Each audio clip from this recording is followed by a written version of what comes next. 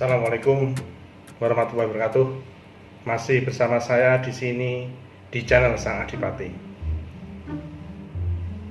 Kali ini saya pengen ganti sedikit bercerita tentang awal mula bagaimana saya sampai bisa terdiagnosa positif gagal ginjal dan harus cuci darah. Bermula dari berbagai kebiasaan saya yang kurang positif. Itu seperti pada episode kemarin. Ditambah lagi ketika saya mengalami kencing batu istilahnya atau sulit pipi sangat berkecil, saya kasih antibiotik. Saya tidak mau minum antibiotik. Kamu beri antibiotik, jangan biasakan antibodimu kamu biarkan terlena berdiam diri, tidak mau mempertahankan diri, tidak mau berkreasi sehingga ringkih nanti. Karena itu saya tidak mau. Begitu dulu pernah kencing batu, saya nggak mau minum obat antibiotik, terutama antibiotik ya, sampai dulu. Terus kemudian pada tahun 2010, ini sedikit agak puncaknya, tahun 2010 sekitar bulan Oktober, mungkin tanggal 25, tanggal 18-an lah ya, 18 Oktober. Saya masih ingat karena nanti hubungannya dengan Sumpah Pemuda. Tanggal 18 Oktober itu saya demam tinggi, pusing, panas, dan demamnya itu saya nggak terus, tapi cuma kalau misalnya malam habis maghrib saya demam. Saya biasanya sudah siap-siap antibiotik, saya sudah siap-siap minum paracetamol, itu pun separuh, karena saya tidak suka minum obat, minum separuh. Malam itu saya tertidur, jam 9 bangun, gombrong ganti kaos, tidur lagi, 11 bangun, ganti kaos lagi, jadi basah kuyup. Nah, sampai kemudian istri saya yang melihat penderitaan saya saat itu ngomong, "Mas, ayo kita ke rumah sakit." Saya tidak mau. Tidak mau. Loh, kenapa? Udah biarkan. Nanti biarkan antibodi saya ini berkembang sehingga bisa mempertahankan kekebalan tubuh saya. Nah, saya tidak mau. Ini tuh kelihatannya kayak udah sedemikian menderitanya saya. Tidak ada apa-apa, saya tidak apa-apa. Karena mas saya tidak apa-apa, cuma demam itu. Saya biarkan sampai 7 hari. Siapa tahu itu mungkin gejala tipes gitu. Saya mikir gejala tipes, saya biarkan biar nanti saya sembuh. Maka saya jaga, saya mikir bisa sembuh dengan sendirinya. Ternyata tidak.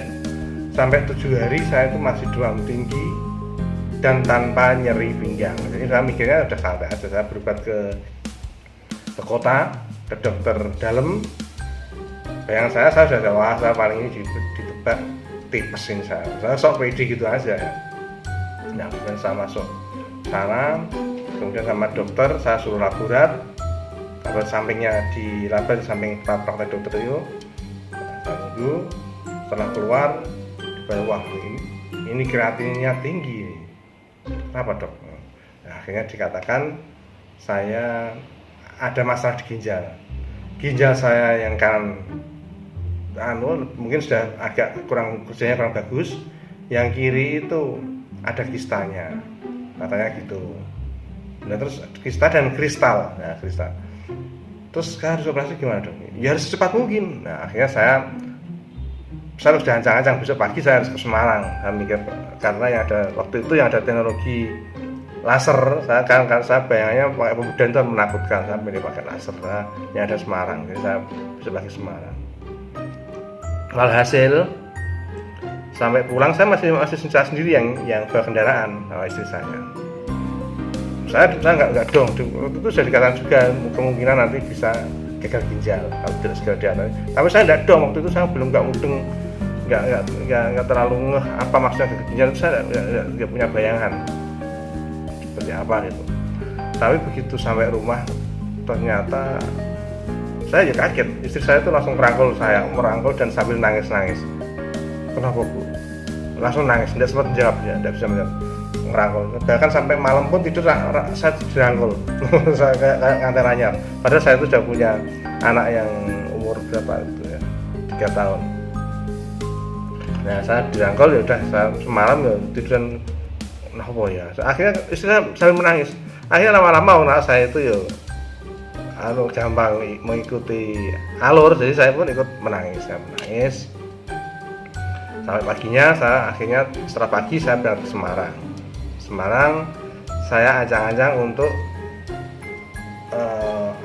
itu operasi batu, dan di sana ternyata katanya kreatinnya masih tinggi. Saya harus perbaikan kreatin dulu, dan perbaikan kreatinin dari semula 2 atau 4 koma gitu saya lupa, akhirnya menurun bisa 1 koma, baru dilakukan tindakan setelah 1 minggu operasi di rumah sakit.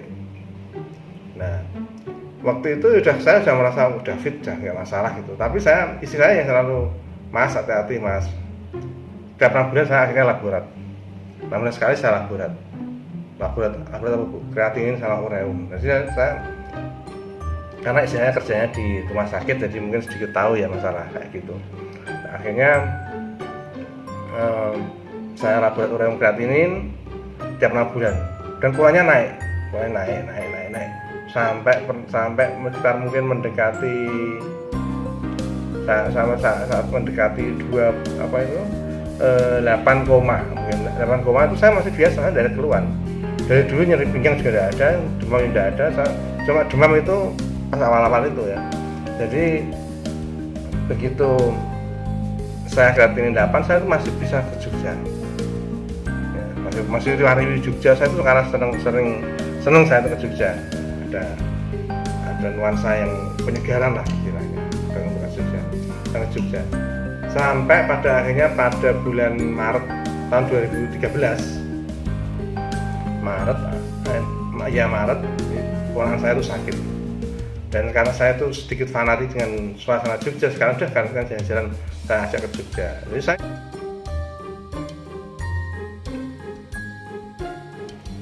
laborat, kreatin naik lagi, sampai akhirnya saya mikir harus saya ke Jogja ini. Saya akhirnya ke Jogja konsultasi sama dokter ginjal, dan dokter ini memang sedikit masalah, tapi kayaknya masih aman ya. Nanti kalau ingat, kalau kreatinnya sudah 10,5 cuci darah ya Dok.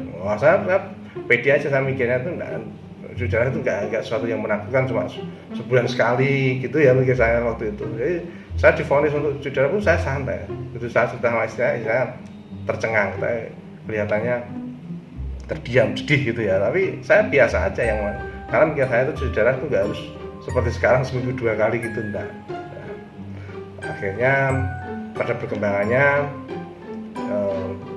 jalan, mungkin kondisi istri saya sudah mulai membaca, kondisi saya sudah semakin kurang bagus. Kemudian pada awal 2014 saya nawari, Mas, ikut pergi umroh berdua ya, di Megah. Itu saya gitu. Karena waktu itu dia punya alasan tidak bersedia, karena memang baru ngomong anak kecil. Anak saya yang kedua itu waktu itu masih berumur 1,5 tahun. Ya, 1,5 tahun. Jadi ya udah, saya nggak mau, saya berangkat sendiri, turun dari bandara dan mulai mimisan. Saya gosok gigi berdarah, saya itu sudah kaget. Nah, terus kemudian ketika perjalanan umroh sampai di saya nelpon Bu, saya di depan Ka'bah, saya di depan Multazam, motif doa apa? Mas, doakan semoga keluarga kita diberi tambah rasa sabar. Diberi sabarnya itu ditingkatkan. Saya mau berdoa, karena itu ya, doa itu ya bagus gitu ya. Saya minta yang memberikan tambah kesabaran pada keluarga saya, istri saya, keluarga saya. Nah gitu. Sampai akhirnya setelah sekian hari di perjalanan spiritual di sana, perjalanan ritual, perjalanan apa ya? Perjalanan religius lah, bukan spiritual gitu ya. Spiritual nggak tahu saya, tapi religius. Saya akhirnya pulang dari bandara, saya gila-gila, langsung yang dilihat istri saya itu kaki saya. Itu saya udah mulai gue sering kayak muntah. Setelah 1 minggu di rumah, saya laborat, kreatinnya sudah 10,5. Nah, 10,5 ya udah, saya siap-siap ke rumah sakit cuci darah. Meskipun saya sebenarnya dari awalnya menolak, saya sudah siap cuci darah karena tensinya sudah sangat tinggi. Saya punya tensi di rumah itu, tensi sudah 200 lebih. Mata saya sudah berkurang-kurang, sudah batako, saya sudah bisa mikir. Telinga saya udah nggak jelas saya mendengar suara. Akhirnya saya siap ke rumah sakit, datang keluarga saya untuk menawari. Ya udah, saya kalau selama bisa nggak cuci darah, saya milih tidak cuci darah. Nah, kebetulan gimana ya, kakak saya punya saudaranya itu punya saudaranya itu punya suami. Jadi jauh banget itu dulu cuci darah ya, katanya diobatkan ke sana itu ada perkembangan bagus. Yaudah saya ikut. Nah, saya semula sudah bertekad mau cuci darah, tapi karena ada sesuatu tawaran yang tidak usah cuci darah, saya ikut berangkat. Nah, ini ceritanya yang lebih serem ini. Saya berangkat ke sana, katanya dikasih ramuan yang sebenarnya saya pun tahu itu kayak bukan ramuan tapi kayak kedelai yang ditumbuk, tambah teman ini kreatin, saya mikirnya gitu. Tapi saya hilangkan, mungkin ada kekuatan yang di luar rasio manusia, rasionalitas manusia ya. Akhirnya saya minum, saya konsumsi obat bawaannya, saya harus minum air segini, tambah bengkak. Saya jamaah di masjid, pulang kaki habis tahiyat itu langsung dekoknya itu kayak apa ya, kayak parit itu, jadi dalam banget. Meskipun saya sesek tapi saya itu enggak apa lah, saya masih bisa aktivitas biasa, masih sering nyepeda ya, saya pakai sepeda ontel itu masih sering. Nah terus kemudian setelah itu enggak satu sampai akhirnya saya itu pada hari yang ke-8 di sana tiap hari rutin ke sana, ke tempat paranormalnya itu. Nah, saya tugas itu kejam, mulai dari jam 11 jam Isya 11 itu benar kita semua kerja semua, sampai saya itu istilah orang Jawa itu saya tirah nginep di tempat ibu saya. Dan ternyata setelah dari sana itu justru bukan perbaikannya, tapi saya keluar dari tempat praktek dia itu dalam kondisi koma. Saya enggak tahu, saya cuma tahu sudah gosong-gosong mungkin jeduk apa gitu ya. Saya koma, dibawa ke rumah sakit dan akhirnya mendapat tindakan tepat pada 10 Februari tahun 2015 saya itu melakukan cuci darah pertama kali. Terus kemudian berikutnya entah hari apa saya lupa, karena saya masuk ke setelah koma itu di rumah sakit saya juga bertempatnya itu di ICU. Sehingga saya tidak tahu ini jam berapa, tahunya pagi, terus Pak bangun Pak, apa jam berapa. Saya berusaha untuk masih bisa menjalankan ibadah ya. Sebisa seingat mungkin ketika saya bangun saya masih ibadah meskipun sambil tiduran. Dan baik, mulai dari itu saya tidak berani main-main dengan cuci darah. Saya rutin, saya lakukan seminggu 2 kali untuk cuci darah. Baik, semangat sehat, semangat berbahagia selalu. Sekian, salam.